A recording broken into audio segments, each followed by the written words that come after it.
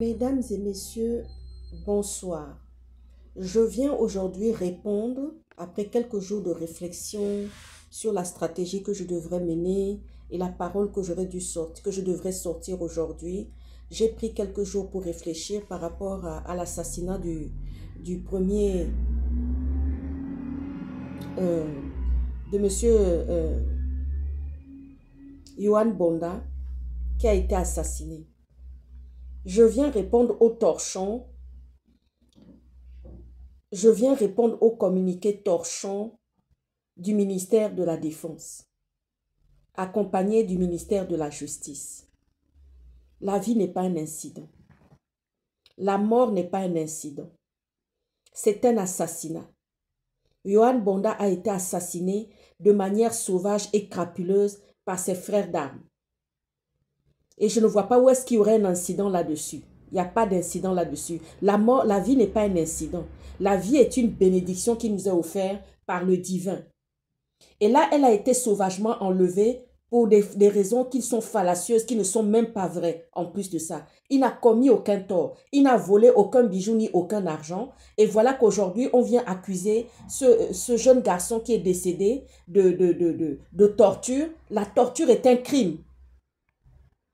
Je dis encore que ce communiqué est un torchon. Je réponds au torchon du ministère de la Défense. Je réponds à ce torchon-là. Parce que ça, la mort, la vie, la mort n'est pas un incident. La vie n'est pas un incident. Il a été tout simplement et pur et simplement assassiné. J'en perds mon latin tellement je suis sous le choc, tellement je suis ému. Monsieur Oligui, votre transition ne vous réussit pas.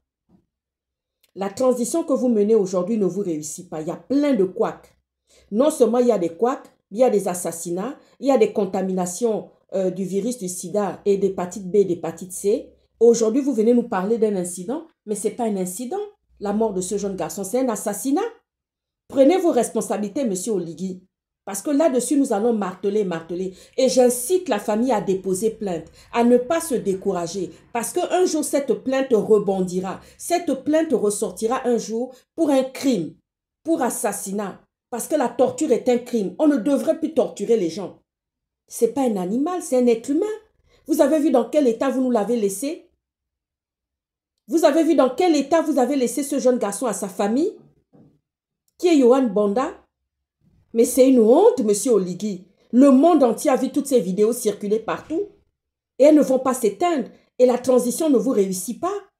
Prenez vos dispositions, parce que cette transition est un échec. C'est que des problèmes, c'est que des assassinats, c'est que des morts. Parce que pour Ali Bongo n'a pas cumulé autant. Même du temps d'Ali Bongo où on le pourchassait, on n'a pas vu autant. Mais là, avec vous, on cumule tout. Des frères d'armes qui assassinent leurs collègues. Mais attendez, monsieur Oligui, quand même. C'est une honte. C'est une honte. Prenez vos dispositions. Et nous voulons que toutes les têtes de ces personnes-là, nous demandons les têtes de toutes les personnes qui ont torturé Yohan Bonda et qui nous l'ont laissé comme ça, et qui ont laissé le corps comme ça, la famille, dans cet état-là. C'est pas possible. Il est méconnaissable. Et pour de l'argent qu'il n'a pas pris, pour des sommes qu'il n'a pas pris, tout ça parce qu'on veut protéger un général, on veut protéger le neveu d'un général. Mais des gens comme ça ne vivent pas longtemps. Des gens comme ça n'ont pas de longue vie. Je souhaite toutes mes condoléances à la famille qui a éprouvé actuellement. Je leur souhaite vraiment de consolation, que Dieu les fortifie et que la justice divine sorte dans cette affaire de Yohan Bonda.